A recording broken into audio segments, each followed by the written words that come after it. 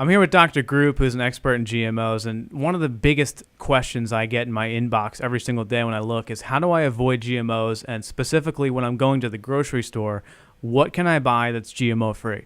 Well, we're going to talk about what you're actually going to find in the grocery store, which products are most likely to contain GMOs, and then how to avoid them. So first of all, Dr. Group of Global Healing Center, we're running the Monsanto Video Revolt together, and tell us a little bit about, first of all, is it even possible to avoid GMOs? It is possible to avoid GMOs, and it's something that every family should do. I mean, they should go through their refrigerator, they should go through their cupboard, and the number one thing they should look for is anything corn.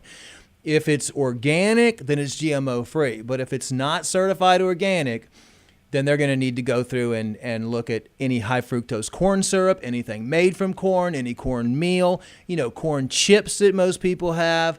The main thing is you want to avoid anything made of corn. That's the number one. And that's exactly right. I have a list here of stuff I published on Natural Society.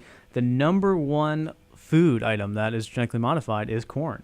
And we have a list of the top 10 worst offenders that are most likely to be GMO, or you might not think of as GMO. So some of these things on the list might not, for example, be the most proliferant GMO options, but they may be sneaky little incognito GMO agents. So number one is the most prominent, and that's what you said, corn. But that's also high fructose corn syrup, more specifically because they use junk corn, and that's in pretty much every processed food. But don't we eliminate that when we buy organic?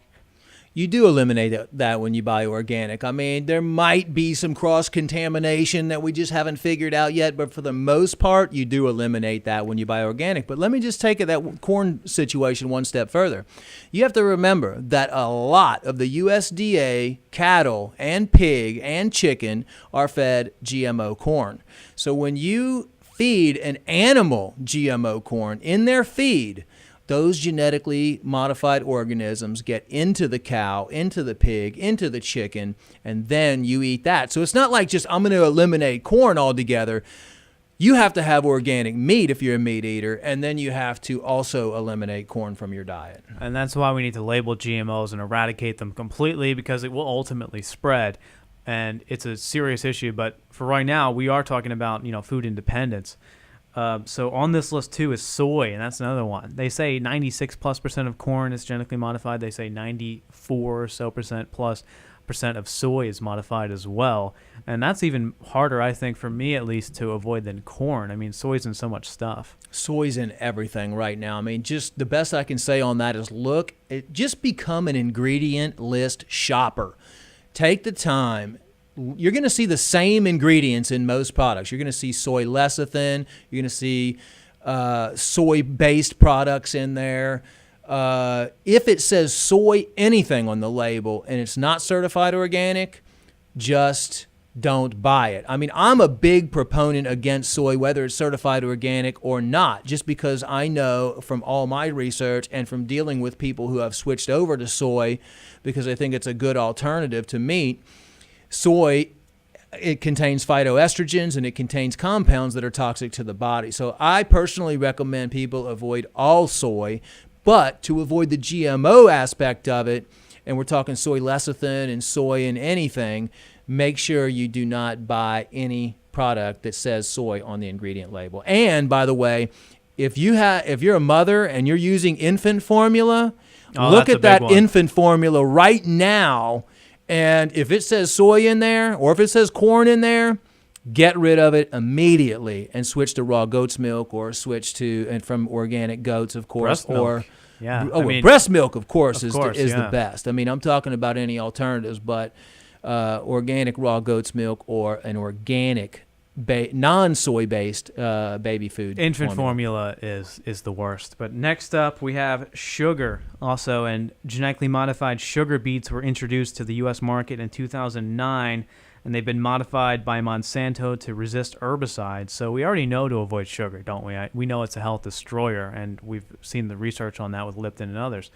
But never think really, gee, this sugar is genetically modified, do you? I mean, you think about it as a negative health aspect. Well, not you, but the consumer. They go out and they say, I shouldn't eat sugar, but there's another reason not to ever purchase sugar, or at least the organic option. So what are some good organic sweeteners? Organic sweeteners are going to be raw agave nectar, but I really try to stay away from any type of sugar or sweeteners, or recommend people stay away from sugars or sweeteners. But if I was to pick one that's been proven since the age of time, it would be raw, locally harvested honey from an organic farm. That's going to contain glucose oxidase. Honey never goes bad, and it's going to be with full of minerals and vitamins and everything else that people can use, and it's actually fairly healthy. People think that they're avoiding sugar. I talk to people and they say, yeah, I don't eat any sugar. I don't put any sugar on my food or anything. But anytime you go out and you eat out in a restaurant, most likely the bread has sugar in it. The drinks have sugar in it. Ketchup, the condiments have sugar in it. I mean, if you really break it down, there's massive amounts of sugar in all foods practically. And it's not always GMO, but I mean, for example, the energy and protein bars. I was at Whole Foods looking at those the other day for a road trip, and I realized even the organic ones, 35 grams of sugar, and there was 2 servings. I mean, that's more than you should eat the entire day. Right. I mean, a coconut palm sugar or something like that might be a good replacement from general refined sugar, and definitely staying away from high fructose corn syrup. Absolutely. All right, the next one on the list is pretty obvious, but actually most people don't know it's genetically modified, and that is aspartame. And we talked about in a different video how specifically aspartame is made. In a 1998 article in The Independent, they talked about it. They actually take the bacteria, genetically modified bacteria, and then take the feces, the poop of the bacteria that is also genetically modified, and then grow the aspartame on that. That's from a Monsanto employee. So Monsanto is at the root of aspartame as well. So anyone who thinks, oh, it's just an alternative, sugar-free sweetener and it's just amino acid branch chain, it's not. It's genetically modified from feces of bacteria. So I think that's an obvious one. But how do we avoid aspartame? Aspartame is a very strong neurotoxin. Aspartame is one of the most dangerous things out there. It wreaks havoc on the neurological system. But the main thing with aspartame is over 86 degrees Fahrenheit, it converts to formaldehyde. Mm-hmm. And can completely start preserving your body. Back in the Gulf War, when all the soldiers were suffering, they linked it to 18-wheelers full of diet sodas and diet drinks that had been sitting in the sun for weeks and baking. And the soldiers were then handed all these drinks. And the ones from those divisions they tracked it back started coming down with Gulf War syndrome and started preserving their bodies from the inside out. So aspartame is extremely dangerous and should be avoided. The thing is, all artificial sweeteners should be avoided. Maybe some stevia would be not artificial, but it's a natural. So if you just get in your mind that all artificial sweeteners should be avoided at all costs, you're doing good. Awesome. The next one is, I think, little known, and that's papayas. Most people don't go to the grocery store and think, well, this papaya might be GMO, but it's actually a real concern.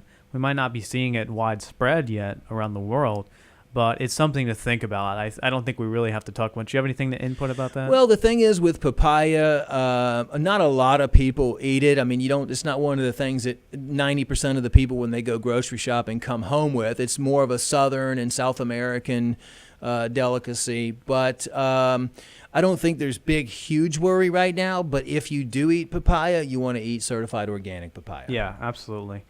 And canola, this is actually a pretty big one. Canola oil is obtained from rapeseed through a series of chemical actions. But explain to people what rapeseed is and the history on canola oil.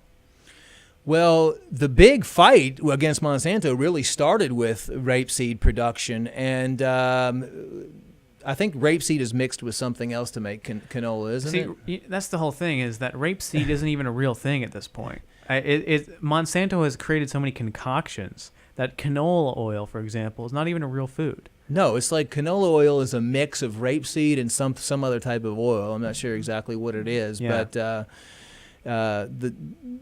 fact that rapeseed or canola oil is in a lot of different things, and even sometimes mixed in fryers at fast food restaurants, is what you have to avoid. So, I mean, another good point with oils is make sure that when you're at a restaurant, you can ask them what kind of oil they cook stuff in, and just avoid fast food restaurants anyway, because, I mean, that's just going to, all the stuff at a fast food restaurant, the beef is genetically fed cattle. The, oils that they use are genetically The modified. salad, the supposedly healthy salad. We did an article has, for example, McDonald's, the McNuggets have the same chemicals used to make a yoga mat. They have the remanufactured type of meat. It's horrible. I mean, there's no question. And then people complain about the horse meat and the burgers in the UK version of Burger King. But the fact of the matter is there's way worse things than even the horse meat, which is pretty crazy itself. So the best thing is I would just avoid canola anyway. Really, the best oils to use, just forget about all those oils. The best oils to use are going to be organic, cold-pressed, unrefined coconut oil. You can cook with that. It goes up to high temperatures without denaturing the oil. It's great for the skin, too. It's a medium-chain triglyceride oil. Coconut oil is reversing Alzheimer's disease and Parkinson's and dementia right now. It's an amazing substance. Use grapeseed oil, certified organic grapeseed oil, and the best is just olive oil. I mean, you can use olive oil for anything. It tastes great. Not Put it high on your heat cooking, salad. though. Yeah. Not with your cooking. I mean, you can use it for salads and you can use it for other stuff. If you're cooking at low temperatures, it's not that bad. Yeah. But we could go into detail about that, making sure you don't even cook with a Teflon pan Right, and stuff. but for now, it's a good alternative at least to canola oil, Yes. which hopefully no one's buying. I've never actually seen anyone purchase a big thing of canola oil to cook with. That would be like Well, buying. there are restaurants purchase it, and then there are people that actually purchase canola oil. So. Right. Well, they need to stop doing that. Next one is cotton oil, and that's originating in India and China, and of course is oftentimes GMO. I mean, GMO cotton is a pretty big thing as well. I mean, obviously purchase organic shirts and clothing if you can, but I mean, cottonseed oil is something that's in a lot of products, and it just goes back to checking the ingredients once again, doesn't it? The best thing I can say for cottonseed, it's usually cottonseed oil, and you will find it on ingredient lists. Just look for the ingredients, and if you see cottonseed oil on there, don't buy it. That's not a really big thing. No one needs an alternative to cottonseed oil. No one uses it effectively. And 8 is dairy, because we know that the bovine growth hormone, Monsanto's cloned injectable hormone that goes into the cows and ultimately kills them, is still in 30% of the milk in the United States. So ultimately it comes down to, sure, you can buy organic milk, but even raw milk is better, or any form of goat's milk, as you were mentioning. I think avoiding dairy is actually recommended to a pretty large degree by most experts. Anyway, I mean, especially if it's not organic. Yeah, I recommend good substitutes like hemp milk, almond milk, rice milk, and make sure they're all organic, and or make your own. I mean, I make my own almond milk from organic almonds cheap, that aren't too.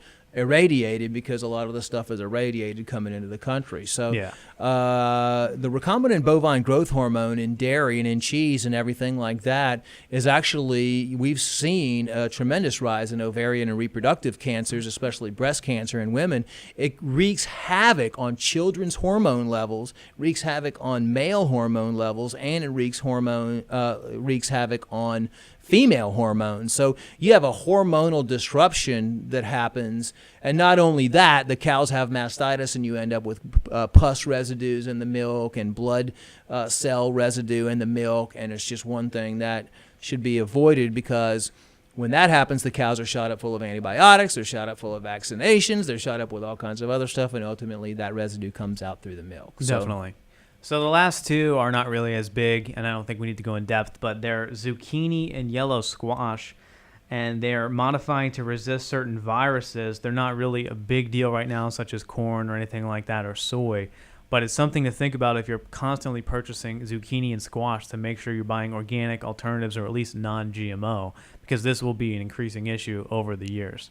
Yes. So I think this helps a lot of people. I mean, even if they're not going to buy 100% organic, they can know that these are the trigger items. We're going to put them up on screen for your convenience right now, and you'll be able to at least identify these things that you need to purchase non-GMO every single time you go to the store. Yes. I recommend people educate themselves about GMOs. Watch the movie Genetic Roulette is a good documentary. Another one is Seeds of Death. That you can watch both of those for free on YouTube, and that'll give you a good understanding on GMOs. And also, Anthony, I recommend everybody watch our video that we did on how to detoxify your life of GMOs and how to detoxify your body of GMOs. We'll put that link up on the screen right now for people to click on too. And also participate in, of course, the Monsanto Video Revolt, July 24th, or MonsantoVideoRevolt.com. Learn the information. Upload your videos against Monsanto. Thanks a lot for watching, and we're going to do another video real shortly here on some more information. Thank you.